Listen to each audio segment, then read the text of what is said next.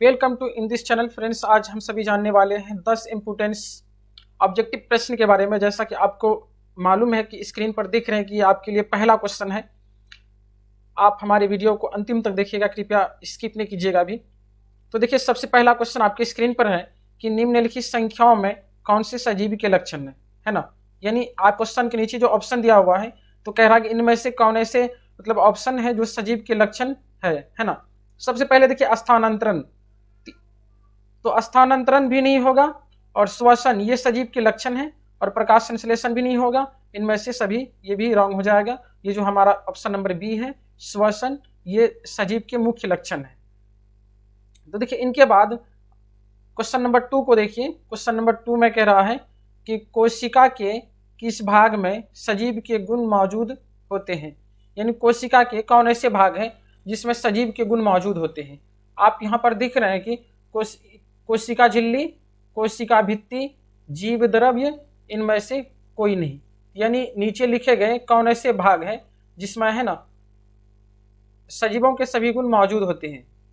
तो देखिए जीव द्रव्य जो होता है तो ये कोशिकाओं में, तो इसी में सभी गुण मौजूद होते हैं सजीवों के। तो ऑप्शन नंबर सी आपका राइट हो जाएगा। ऑप्शन नंबर ए, बी और डी जो है ये रॉन्ग हो जाएगा। चलिए देखते हैं क्वेश्चन नंबर 3 को, अंतिम तक बने रहें। वे सारी प्रक्रियाएं जिनमें सजीव का अनुरक्षण होता है ना। तो ऐसा प्रक्रिया जिसके द्वारा सजीवों में अनुरक्षण होता है तो क्या कहते हैं उसे। पहला में दिया पोषण, ये भी गलत हो जाएगा। दूसरा में दिया श्वसन, ये भी गलत होगा। ऑप्शन नंबर सी में दिया है जनन, ये भी गलत हो जाएगा। ऑप्शन नंबर डी ये राइट होगा, जैव प्रक्रम है ना। ये सारी प्रक्रियाएं जिनके द्वारा सजीवों का अनुरक्षण होता है उसे हम लोग जैव प्रक्रम कहते हैं, सभी जानते हैं। अब देखिए आपके सामने क्वेश्चन नंबर 4, निम्नलिखित में कौन स्वपोषी होते हैं है ना। नीचे लिखे गए कुछ ऑप्शन है 4। देखिए इनमें से कौन जो है स्वपोषी है। देखिए जीवाणु ये परपोषी होता है ना, परपोषी होता है इसलिए गलत हो जाएगा। कवक भी परपोषी होता है, ये भी गलत हो जाएगा।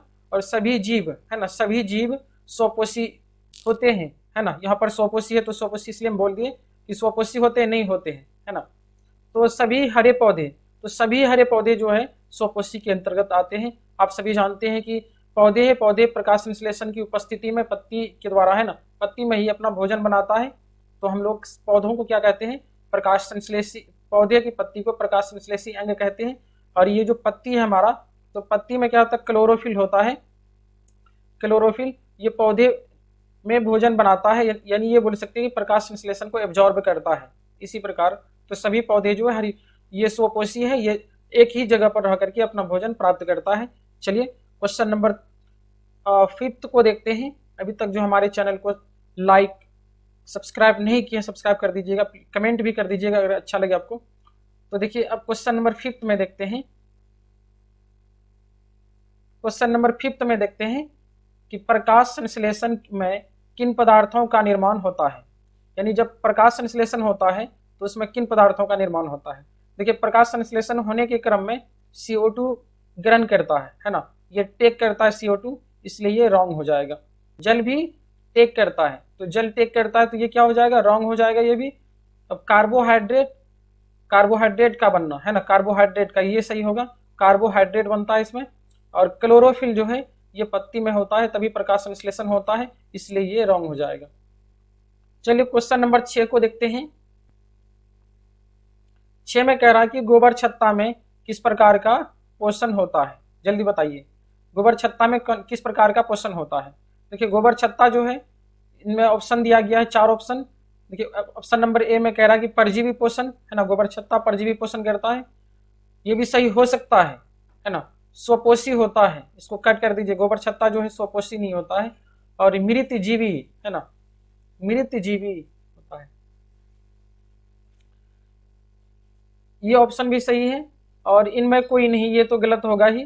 तो देखिए कह रहा है कि परजीवी है ना, मतलब कि गोबर छत्ता ऐसे हैं दूसरे जीवों पर निर्भर रहता है, लेकिन वे विशेष रूप से सड़े गले चीजों पर निर्भर रहता है, इसीलिए हम लोग कहते हैं इसको मृतजीवी। अब ये ऑप्शन गलत हो जाएगा, ऑप्शन नंबर सी जो है ये हमारा राइट आंसर होगा।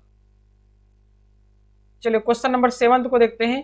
कह रहा कि पौधे में सूर्य प्रकाश को ग्रहण करने की क्षमता किसमें होती है ना। पौधे के कौन से भाग हैं जिसमें है ना सूर्य की रोशनी को ग्रहण करने की क्षमताएं होती है। देखिए ऑप्शन नंबर 1 में कह रहा है कि क्लोरोफिल वर्णक, और बी में कह रहा है कि स्टोमाटा, सी में कह रहा है कि सभी कोशिकाओं में, और डी में कह रहा है कि परिवहन ऊतकों में। तो हमारा जो ऑप्शन नंबर ए हमारा सही हो जाएगा, क्लोरोफिल वर्णक। इसमें ये जो है क्लोरोफिल ही प्रकाश संश्लेषण को एब्जॉर्ब करता है। स्टोमाटा गलत होगा, सभी कोशिकाओं में ये भी गलत हो जाएगा, परिवहन गलत हो जाएगा, क्योंकि आप जानते हैं कि परिवहन होता है ऊतकों में। परिवहन में क्या होता है कि जैसे कि कोई एक से पदार्थ है या ब्लड है मान लीजिए कि ह्यूमन में, तो अब ये इसको है ना एक जगह से दूसरी जगह जब ये पहुंचता है, इसी को हम लोग क्या कहते हैं, परिवहन कहते हैं। ऊतक में होगा तो ऊतकों में परिवहन बोलेंगे, सभी कोशिकाओं में। ये तीनों ऑप्शन गलत हो जाएगा, क्लोरोफिल वर्णक सही होगा। चलिए देखते हैं अब हम लोग 8th क्वेश्चन को, 8वां क्वेश्चन को देखते हैं। 8वां क्वेश्चन में है कि मनुष्य के दांत की सबसे ऊपरी परत क्या है ना। सब आप सभी जानते हैं कि मनुष्य का जो दांत है उनके सबसे ऊपरी परत को हम लोग इनामेल कहते हैं, जो सबसे अधिक मजबूत होता है। देखिए ऑप्शन में दिया है डेंटाइन, ये भी गलत हो जाएगा। इनामेल ये सही होगा। मज्जा गुहा ये अंदर वाला पार्ट है, ये अस्थि भी नहीं होगा। दांत के सबसे ऊपरी जो परत है उसको हम लोग इनामेल कहते हैं, ये बहुत ही मजबूत होता है।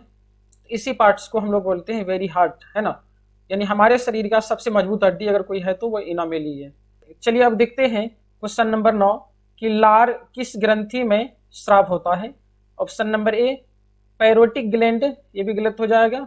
ऑप्शन नंबर बी यकृत, ये भी गलत हो जाएगा। जठर ग्रंथि ये सही होगा। आंत ग्रंथियां ये भी गलत हो जाएगा। जठर ग्रंथि जो है यहीं से लार का स्राव होता है। चलिए अब देखते हैं लास्ट क्वेश्चन है। चलिए क्वेश्चन नंबर 10 को अब देखते हैं। कह रहा कि इनमें से क्या जठर रस में मौजूद नहीं होता है। यानी नीचे 4 ऑप्शन दिए गए हैं, इस कह रहा है कि इनमें से क्या है जो जठर रस में मौजूद नहीं होता है। देखिए मौजूद होने की अगर बात की जाए तो हाइड्रोक्लोरिक एसिड जो है ये भी मौजूद होता है, और म्यूकस जो है ये भी मौजूद होता है, और पेप्सिन भी मौजूद होता है, और ये जो पित्त दिया गया है ये पित्त मौजूद नहीं होता, ये गलत है। इसलिए सही नंबर जो है, सही ऑप्शन जो है क्वेश्चन नंबर 10 का डी हो जाएगा। D is a right answer. चलिए अभी तक जो हमारे चैनल को लाइक और सब्सक्राइब नहीं किए, लाइक और सब्सक्राइब कर दीजिए ताकि इस प्रकार का वीडियो आप तक हमेशा पहुंच सके। Thank you.